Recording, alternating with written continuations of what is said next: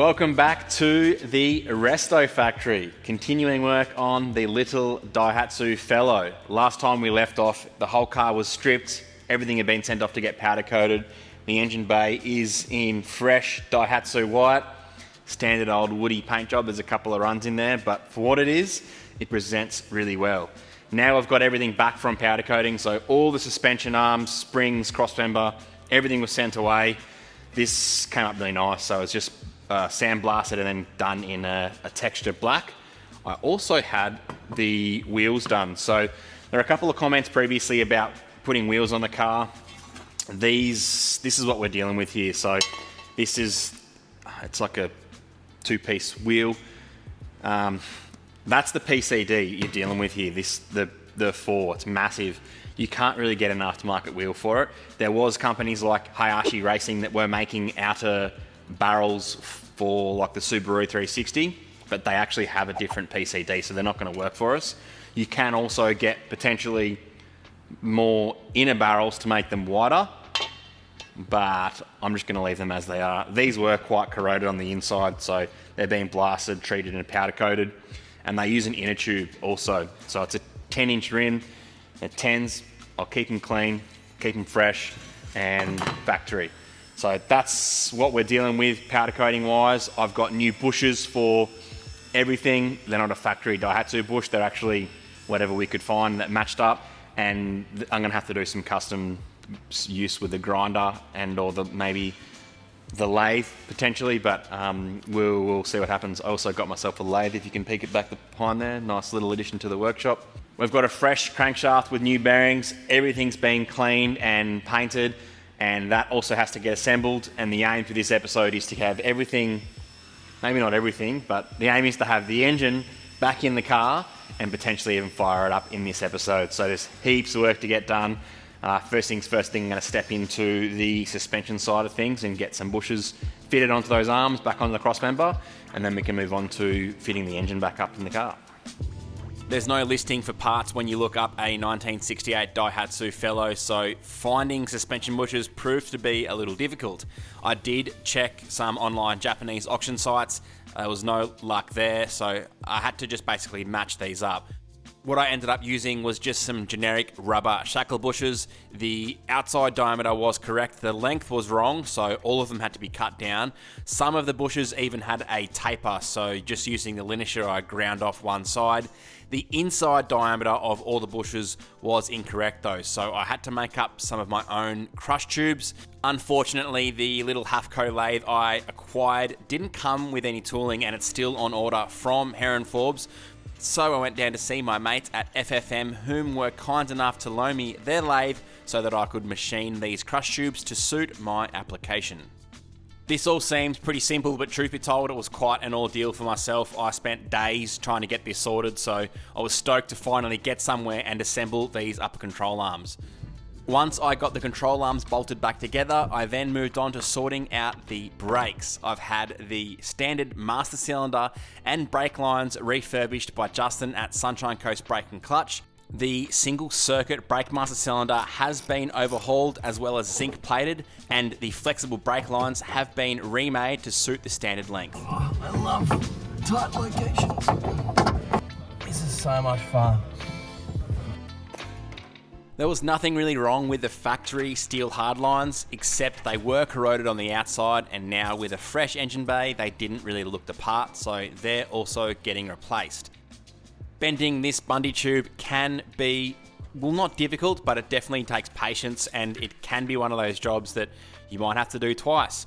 The factory hardlines can be used as a template when making new ones, but I actually wasn't happy with how they were routed, so I'm making up a new template using some steel welding wire, and I can make these brake lines how I like, just to make the engine bay look that little bit neater.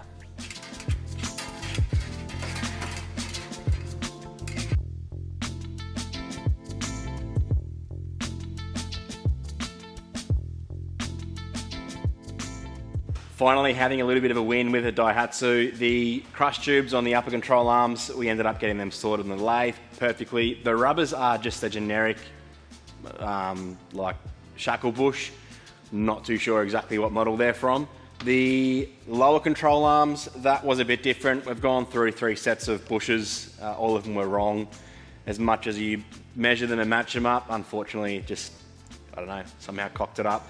These ended up being from an EA lower control arm bush, and they fit perfectly. So that is solid.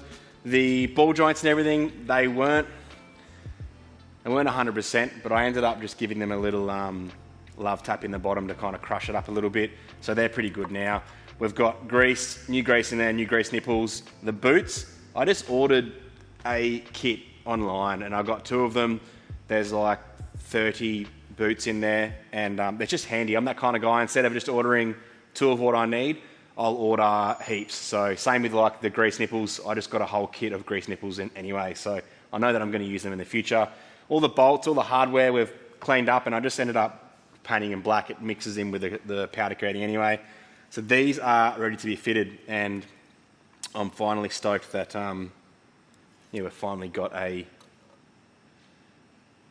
ball joint's on backwards. I just realised I'm a dumbass. We'll swap this round. I'll admit I did get a little carried away with this driveline Resto. It was just meant to be a quick little engine rebuild and get the Daihatsu back on the road, but as we dove deeper into the project, I just couldn't let myself put this car back together as it was. So the cross-member control arms being powder coated, that set me back about $1,200, I think it was. All the bushes and stuff weren't too costly, but it was just the time involved of just the custom replacement of everything. All the other parts on the car, like the hubs, the brake backing plates, every little bracket was painted using CRC black zinc, and the end result is definitely worth it. It makes this car look brand new again, and I think this little 1968 Daihatsu definitely deserved it.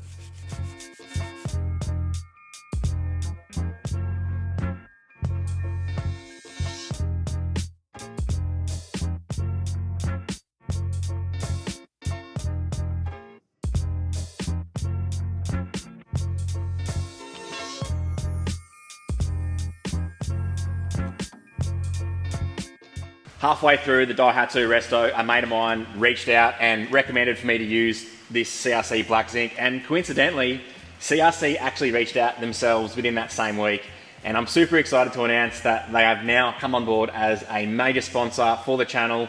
I'm really excited to use their massive range. They're probably best well known for their 556 and also their brake clean, but they've got such an extensive range that I'm really keen to use on projects here in the Skid Factory.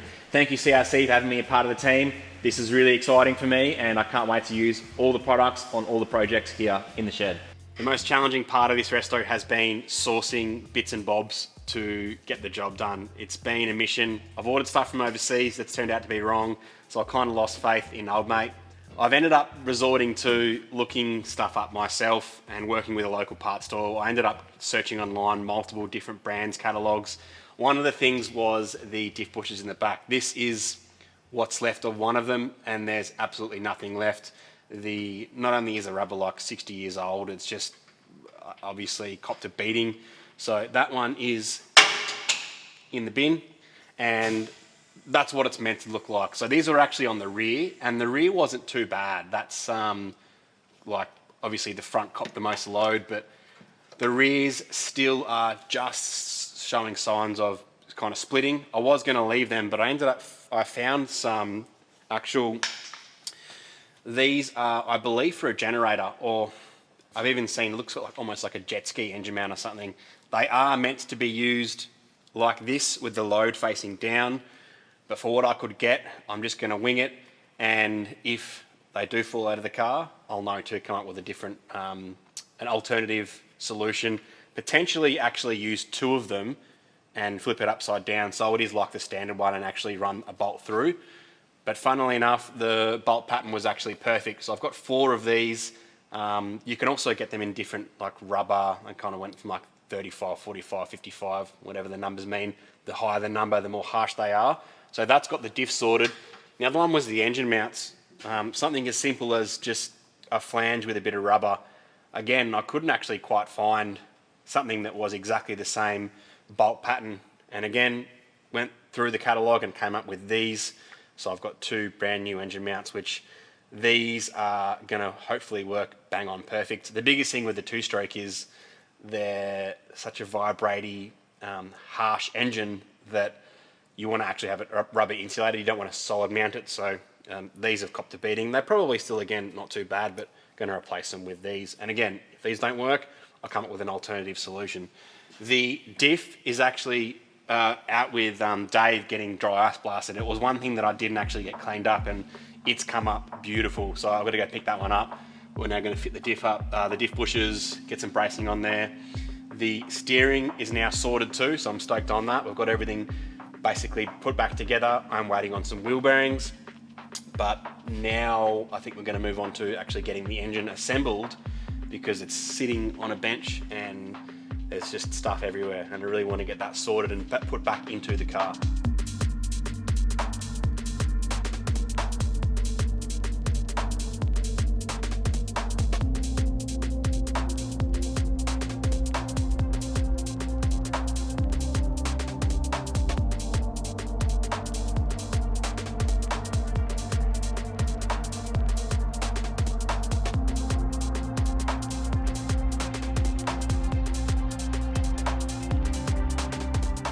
Typical YouTuber fashion, we've got everything laid out perfectly, nice and clean, although it took us an hour to get here.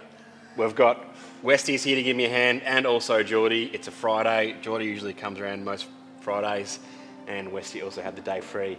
Westy has been helping me with so much stuff, and I'm really thankful, man. Thank you for the littlest things, like, hey, yeah, I've got an 18 by 1.5 mil die that I don't want to spend $100 on, so the little things. In the previous episode, we took a heap of parts to our mate Dave at Underbelly Restos to have everything dry ice blasted. It doesn't fully restore the alloy like vapor blasting would, but it has left us with a very clean canvas so we can install the crankshaft, and we can then paint the complete crankcase assembly once it's all bolted together.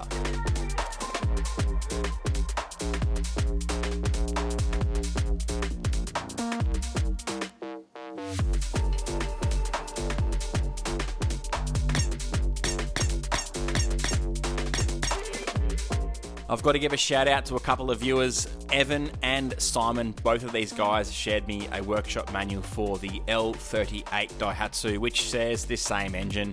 It's come in handy, guys. I really appreciate it. Thanks for the help.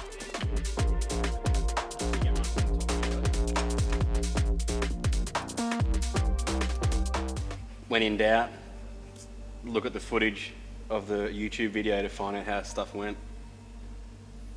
Documentation.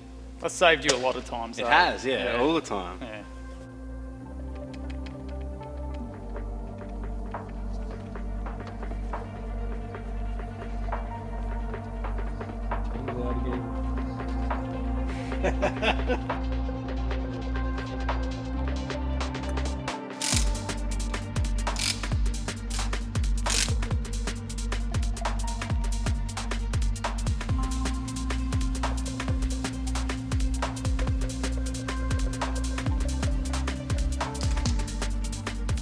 With the crankcase bolted together and masked off, it's time to lay down some more paint. This is a heat-proof colour from Supercheap Auto called Cast Iron. It really matches the alloy colour well, and in my opinion, suits this little Resto perfectly.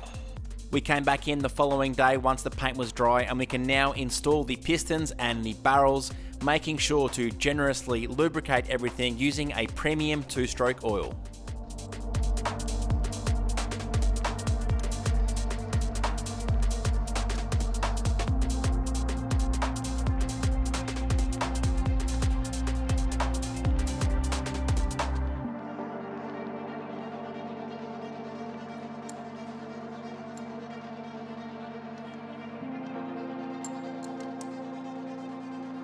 The little ZM360 is going back together really nicely. You would expect that for an engine that is very simple, all of maybe 20 fasteners that hold this thing together. We have run into a little bit of a problem though, which is the gasket. As I said, parts are hard to get for this thing. This gasket set is for a later model engine. I do believe it's still labelled as a ZM360, but this one being from 1968, I think the gasket kit's from like 75 or something possibly. And the problem is the cooling system ports on the later one are actually smaller. So if I overlay the gasket, you can see how much bigger the cooling ports on this these barrels are. Not too concerned about it really. The bore size with the metal crush washer, I suppose you'd call it, is the same. We're just going to send it. I am going to give the gasket a coat in some just high Lamar or equivalent, just for a bit more sealing properties. If this doesn't work, I have been onto a bloke about getting gaskets made anyway, and it can be done.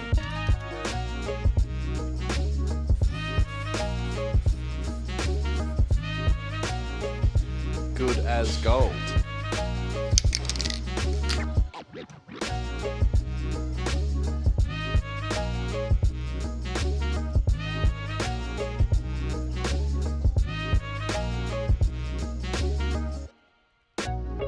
We're reusing all of the factory fasteners on this engine. Everything has been cleaned in the ultrasonic cleaner, followed by the wire wheel. I was going to get these parts zinc plated, but unfortunately I just ran out of time, so cleaning them up by hand and then giving them a touch of a clear coat on top to keep them sealed from the elements.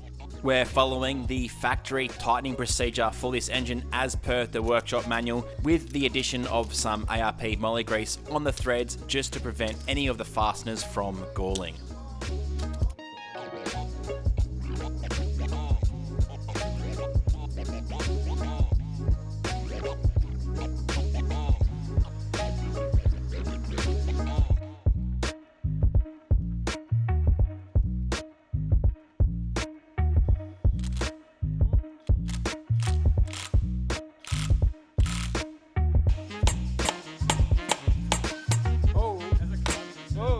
When we were removing the flywheel, we didn't have a socket, but Tool Pro do, 41 millimeters.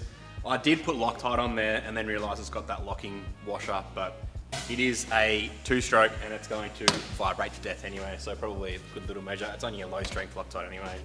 This is just about the only part that I have not scrubbed clean, and I want to, but I'm not going to do it anyway. And this is the last little piece to the puzzle before we throw the gearbox on, and then I think throw the engine back in the car. And Geordie has arrived just in time. Bit of muscle. Yeah. Oh wait, that's got to go the wrong way. Find the right holes. There we go. Now, this is an S for Sabo. Sabo. Sabo.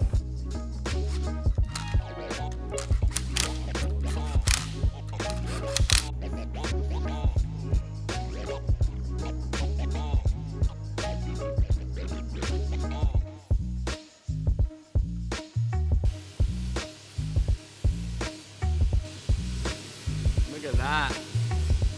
Fresh. I don't know if you're strong enough for this. It might be a bit too heavy for you. Might be a little bit. So there we go. Another legend hanging out in the shed. This is my cousin Joe, an absolute gun on the tools and a pleasure to work with in the workshop. Thanks for your help, mate.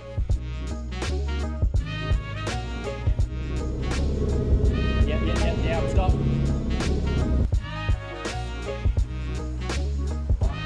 Steering, yeah.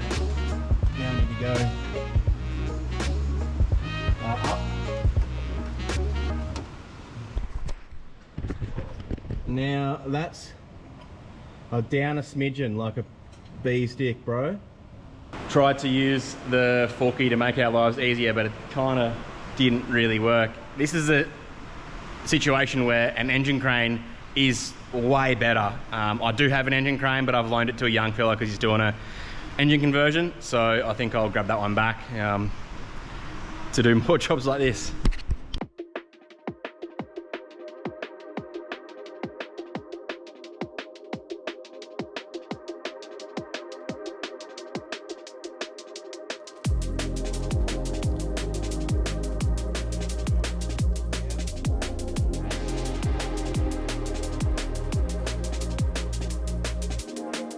With the engine bolted back in on its mounts, we can start on fitting everything else up, including the wiring loom, which was in great condition. Just the exterior tape was worn out, so we've just replaced it with some car builder's cloth tape.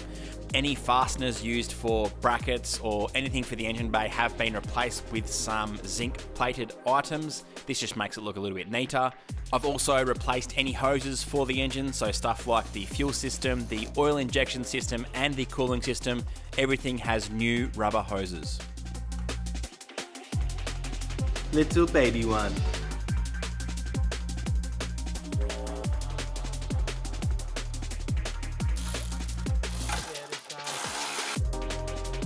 Once again, there's no listing for a Daihatsu Fellow when it came to looking for some radiator hoses, so I've just matched up what I can. The hoses I've used are from a Mazda 2, which have the same inside diameter. I just had to trim the upper hose. The lower hose did require the use of a joiner, but nothing that a couple of hose clamps can't fix.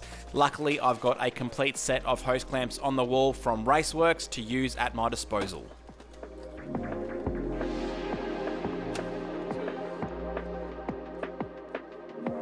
I had the trusty old tinny in the workshop as I was replacing the wheel bearings, and it just so happened to have a tank of 50-to-1 premix, which we're now using in the Daihatsu.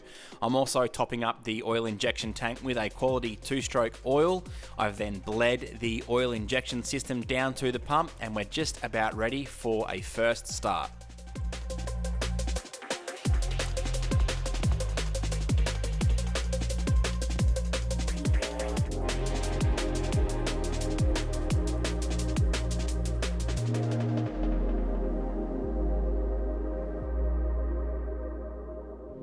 For such a small car, this has been a massive job. There's been an endless amount of hours put into this thing from myself and also my mates. I've got Joe, Geordie, Westy, John, and there's other guys to thank too. This little car has been completely transformed.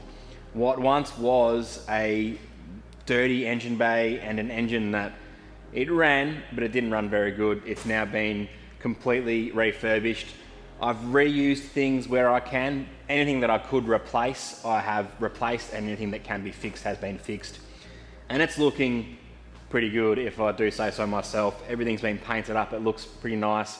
I've just finished off installing the radiator and tidying up some radiator hoses. The hoses I've actually used are from a Mazda 2. The lower hose, I did have to put a joiner in there, but in the grand scheme of things, I'm happy with that.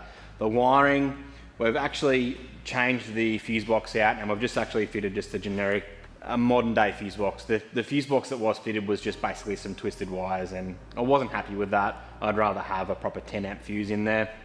We had to do a little bit of a change with the wiring stuff, but that's fine. I've also ended up putting on some QC connectors just for the headlights, and then we've wrapped the whole loom in some tape. As I said, everything's been either replaced or refurbished, and we're at a stage now where we are almost ready to start this thing. There's been a heap of little jobs on this car that I haven't filmed purely because I feel like it might bore you guys a little bit, although it was quite interesting. Just stuff like the oil injection pump. I fully pulled that apart and checked it out, cleaned it out and reassembled it. The water pump's been fully rebuilt by Westy. He actually hand made up some bearing cartridges. He found a seal online. That was just, it's amazed me that, you know, this kind of stuff can be done.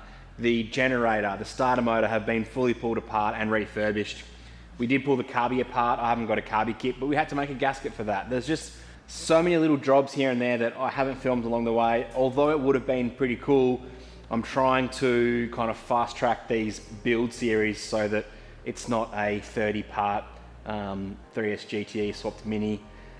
Just in my opinion, it's good to just rip the band-aid off, get the job done, film the major parts, and the end result is an almost running 1968 Daihatsu Fellow. When I say almost, we are really about ready to start this thing, but the rear end's still out of the car. I still am waiting on a couple of suspension bushes that once they arrive, I've then got to customize them to make them work. The exhaust system, I'm getting some material from Ben Brothers. That's due to arrive actually tomorrow, so I'm kind of ready to, but I don't want to jump the gun just yet. And once the car is back together, then I'll start it, then I'll go for a drive. The oil tank in the top. I've just filled it up with some two-stroke oil.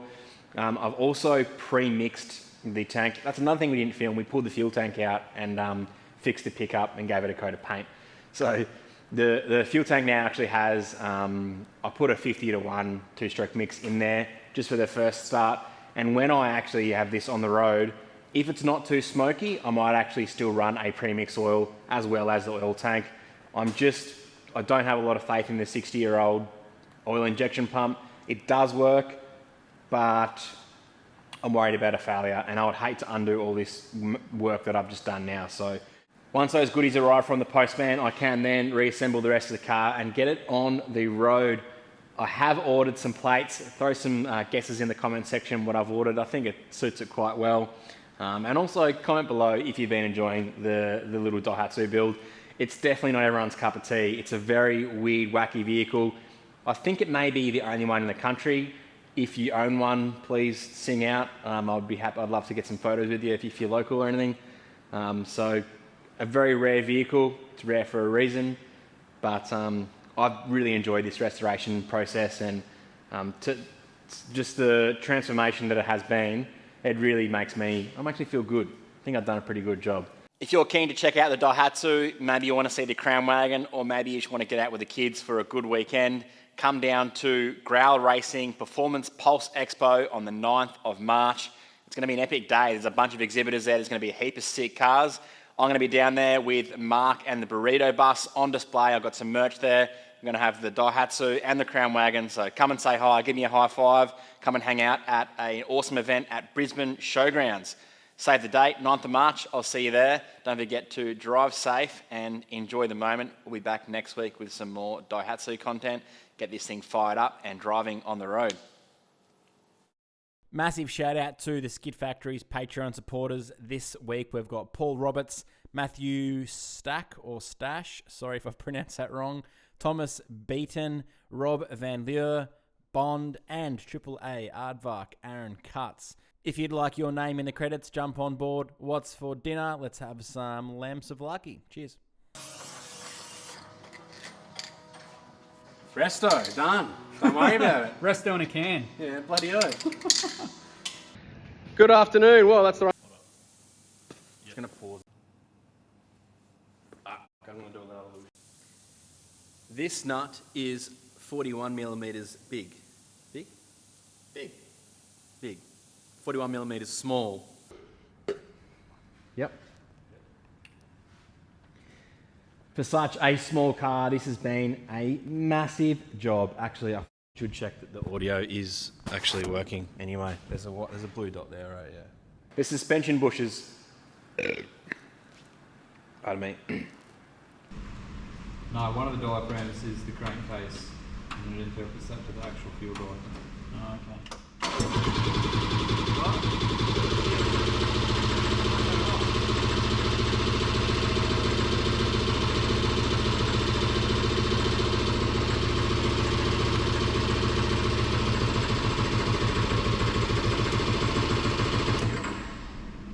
I don't know. Obviously, we've got something going the wrong way.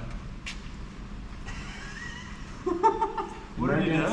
I just picked the key to go just to see if it would crank, and I just kept on cranking. Heating jam on. And it backed off? Yeah, I put the key right out. What if you put that back on? Now. A little bit of relay somewhere.